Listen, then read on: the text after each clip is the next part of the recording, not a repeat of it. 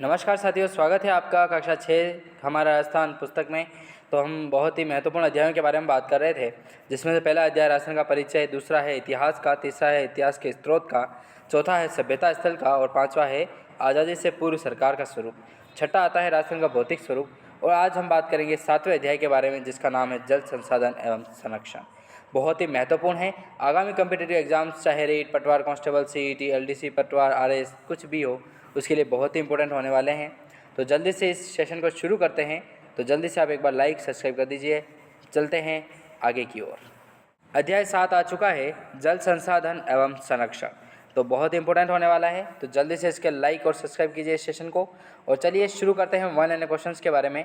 तो राजस्थान में जल विभाजक है। प्रथम प्रश्न आता है कि राजस्थान में जल विभाजक क्या है। तो वह है अरावली पर्वतमाला। ठीक है, अरावली पर्वतमाला जल विभाजक रेखा का कार्य करती है। दूसरा प्रश्न आता है कि अफाह क्षेत्रों में मध्य उच्च भूमि जो वर्षा जल को विभिन्न दिशाओं में विभक्त कर प्रभावित करती है, उसे क्या कहा जाता है। तो उसे जल विभाजक रेखा के नाम से जाना जाता है।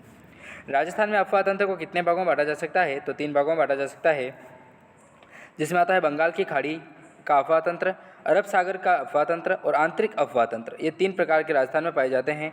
तो बहुत इंपॉर्टेंट हो जाता है एक आंतरिक प्रवाह तंत्र। तीसरा जो पॉइंट आता है आंतरिक प्रवाह तंत्र, वो राजस्थान में पाया जाता है, जो बहुत इंपॉर्टेंट है। इसके विस्तृत तरीके से हम नेक्स्ट वीडियो में बात करेंगे।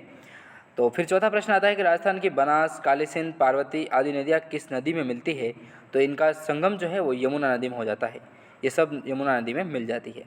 यमुना नदी किस में मिलकर अपना जल बंगाल की खाड़ी तक पहुँच जाती है। तो यमुना मिलती है गंगा में। ठीक है, बनास, काली सिंध, पार्वती तो मिलती है यमुना में, और यमुना जो खुद है वो स्वयं गंगा में विलीन हो जाती है। अरब सागर में जल ले जाने वाली नदियाँ कौन कौन सी है। तो लूनी, माही, साबरमती, पश्चिम बनास, उनकी सहायक नदियाँ जो है वो अरब सागर में जल ले जाती है। ये हम वैसे तरीके से, और आपको मैं डायग्राम के तरीके से एकदम 3D टाइप में आपको मैं सारी नदियाँ पढ़ाऊँगा। तो वो उसका सेशन नेक्स्ट वीडियो में रहेगा। एक बार हम ये सोल्व कर लेते हैं। 7वां प्रश्न आता है कि ऐसी नदियाँ जो समुद्र में पहुंचकर जल भाग में ही विलुप्त हो जाती है, कल आती है। तो आंतरिक प्रवाह तंत्र की जो नदियाँ हैं वो उसमें ही आती है। ठीक है, जल पहुंचा नहीं पाती है, एकदम विलुप्त हो जाती है, जल के ज़मीन के अंदर ही इनका जल पहुंच नहीं पाता है। फिर 9वां प्रश्न आता है कि चंबल नदी का उद्गम स्थल क्या है। तो मध्य प्रदेश के जो विंध्याचल पर्वतमाला है उनसे चंबल नदी का उद्गम माना जाता है। राजस्थान की 12मासी सबसे लंबी नदी कौन सी है। तो वो चंबल नदी का सर्वप्रथम नाम आता है। चंबल नदी राजस्थान में कहाँ प्रवेश करती है। तो चित्तौड़ जिले के जो भैंसोड़गढ़ है वहाँ से चंबल नदी का प्रवेश होता है। ठीक है, भैंसोड़गढ़ जो चित्तौड़गढ़ का है। बात करते हैं राजस्थान में चंबल नदी का बहाव क्षेत्र के बारे में। तो भैंसोड़गढ़, कोटा, बूंदी, सवाई माधोपुर, करौली, धौलपुर जो है वो चंबल नदी का बहाव क्षेत्र है। चंबल नदी राजस्थान के कितने जिलों में बहती है। तो 6 जिलों में बहती है। ठीक है, अभी जिलों का जो नया डेटा आया है, 50 जिले जो बने हैं, वो हम जिला दर्शन के अंतर्गत बात करेंगे, कितने जिलों में बहती है नहीं बहती है, वो सारी विस्तृत तरीके से। लेकिन हमारे राजस्थान का जो बेस लेवल है उसका हम बात करते जाएंगे, इसलिए इसमें नया डेटा जो है वो ऐड नहीं किया गया है, क्योंकि ये पुराने जो मैंने लर्नर क्वेश्चंस हैं उनको ऐड किया है। अब नए के आधार पर हम जो भी हमारा अपडेट आएगा उसके आधार पर हम कर लेंगे। ठीक है, बात करते हैं नेक्स्ट प्रश्न की। राजस्थान का उद्योग किस नगर को कहते हैं। तो उसे कोटा को कहा जाता है। पहले भी किसी को कहा जाता था। कोटा किस नदी के किनारे स्थित है। चंबल नदी के किनारे स्थित है कोटा।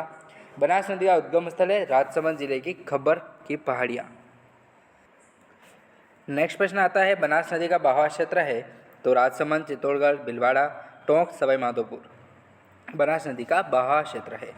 फिर बात करें 18 प्रश्न की। बनास नदी चंबल में किस स्थान पर मिलती है। तो सवाई माधोपुर के रामेश्वर जो है उसके निकट मिलती है। 19वां प्रश्न आता है कि बनास नदी है तो वो है मौसमी नदी है। ठीक है, 20वां प्रश्न है राजस्थान में बहने वाली सबसे लंबी नदी कौन सी है। तो बनास नदी है। ठीक है, वीडियो थोड़ा बड़ा हो जाएगा, इसलिए हम इस पार्ट 1 में इसमें ही हम समाप्त करते हैं। तो पार्ट 2 में हम नेक्स्ट वीडियो में इसी के अंतर्गत हम बात करेंगे। तो चलिए मिलते हैं नेक्स्ट वीडियो में दोस्तों। जय श्री राम।